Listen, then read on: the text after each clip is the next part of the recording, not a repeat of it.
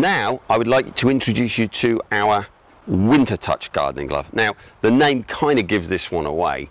Again, this glove is made from a very soft, very supple, but very tough and durable deerskin leather with a reinforcement on the palm.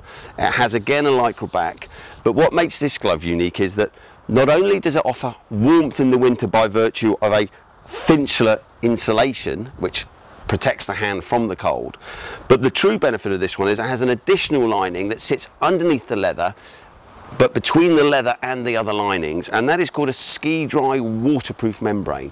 Now what this allows is the glove to be totally waterproof.